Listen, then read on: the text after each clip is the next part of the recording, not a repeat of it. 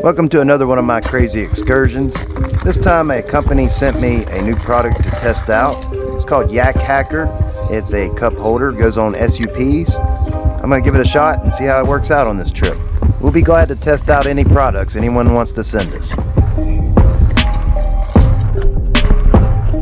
After a short paddle, I arrive at one of my spring spots I like to visit. And I'm going to show you how this Yakhacker cup holder attaches to your paddleboard. First, you can wrap around your bungees, attach it temporarily, or it has an adhesive at the bottom for more permanent attachment. The irony of spring water in a bottle in front of a spring. Yakhacker link in the description. I've been in this spring many times before, but during winter time, the water levels are much lower, so I'm able to get in much deeper than normal. Some good advice when exploring caves. Don't go too deep in the first time you visit a cave. Work your way in each visit a little bit further each time. Know your limits. With that being said, if you're claustrophobic, you might not want to watch this video.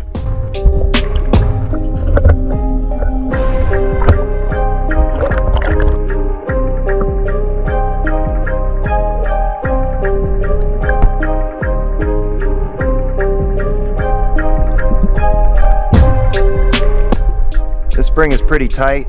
It has multiple tunnels that lead off in different directions, so it's important not to get lost. You might notice there's air at the top, which makes this more of a cave snorkel than a cave dive. Despite having air, you don't want to get stuck in a cave. Once again, know your limits. Don't push too far that you can't turn around or back out.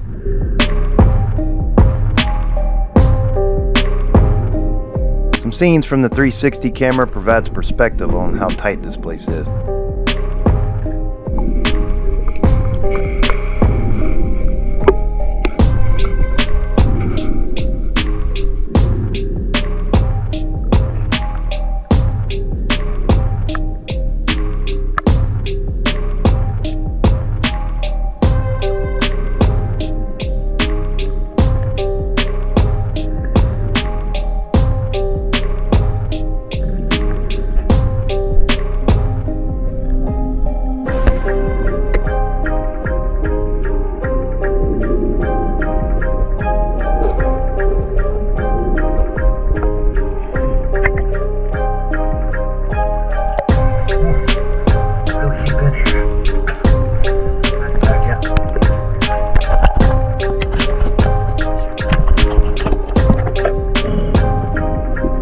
There's probably some fascinating fossils to be found deep in here.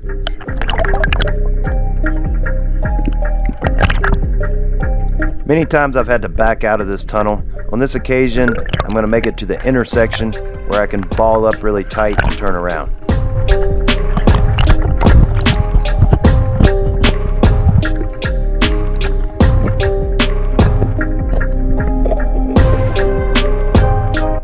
When in caves, you have to be careful not to take the wrong turn.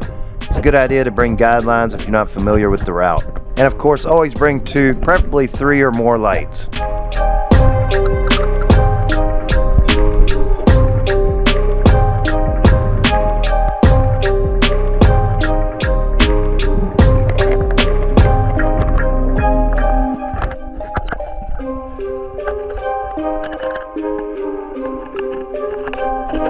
The first cabin area is pretty good size. You can stand up totally in there.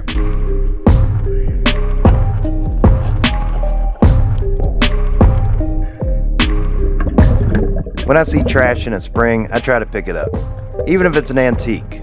In this case, this particular beer can was a version from the 1980s. So 40 years this beer can sat in that spring possibly.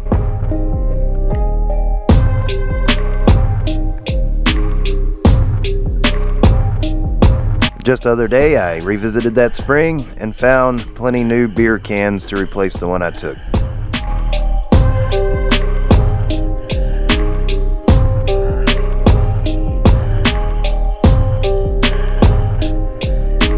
After a brief paddle, I arrive at the creek.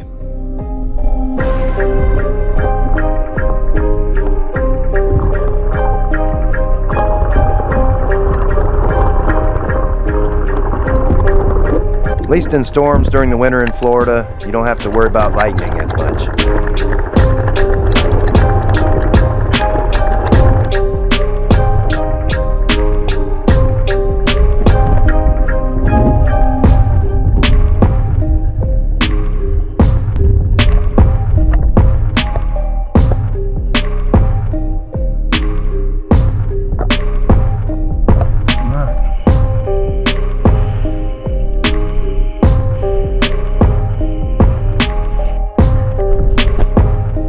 This gnarled tree is just a precursor to the destruction you'll see from Hurricane Michael down here.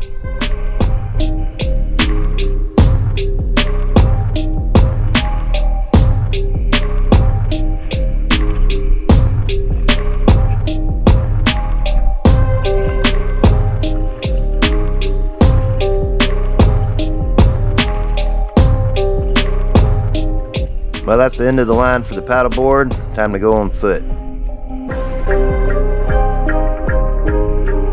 So my goal is to get through this crazy obstacle course and find out if there's a spring at the end of this run.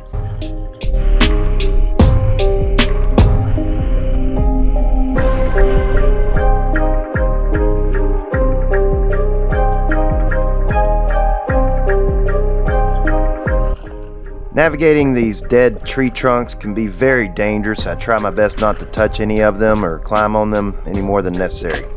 They could rot and break at any time, and that wouldn't be cool to be crushed or pinned under a huge tree trunk. A lot of this damage from Hurricane Michael.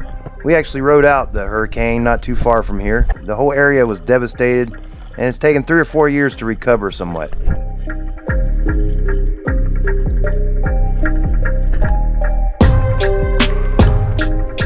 See what I mean? Rotted.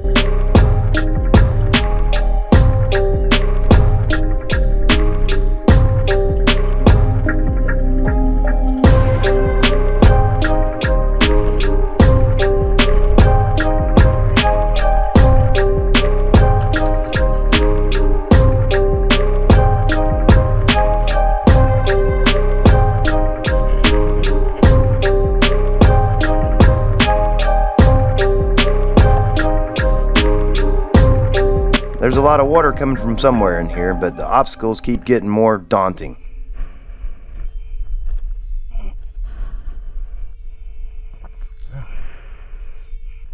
So much old hurricane debris and growth in this area.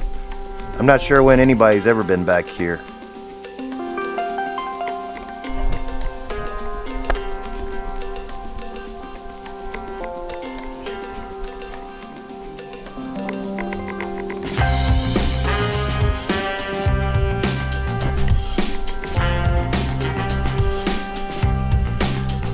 Deep in here, ill-equipped, facing more obstacles and no way to communicate if something were to go wrong. Since I left my phone back at the board, it was time to probably head back, but I was going to take a look for a land route first.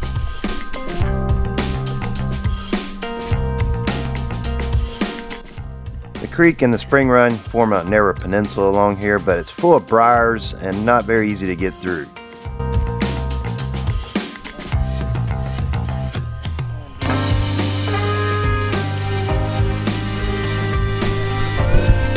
About all I could find was a raccoon trail, so it was back to the water.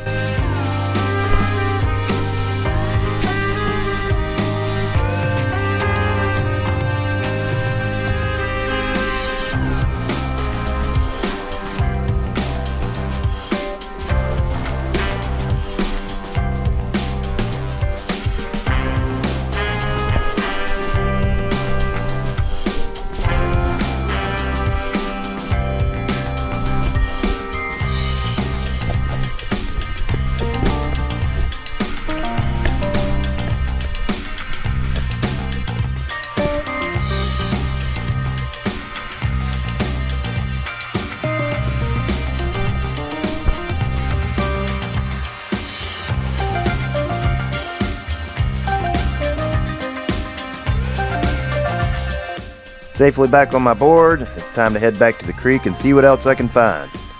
But first, a quick dip to wash off the spider webs. Running out of daylight and batteries for my cameras, I finally found a spring. Unfortunately, by this point, I'm down to the backup camera with a fogged up housing.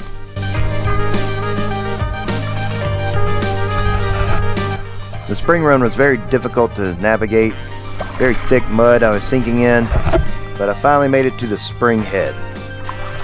This spring is not on any maps that I know of.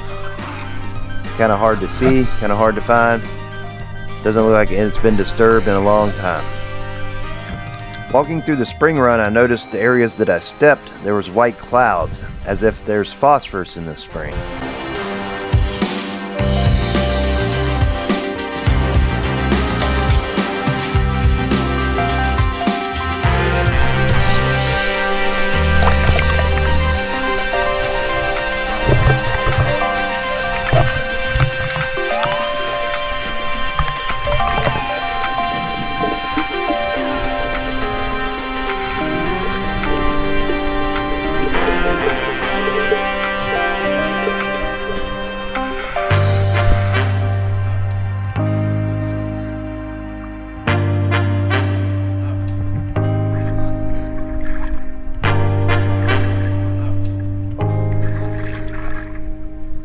one side of the spring you can notice some karst geology.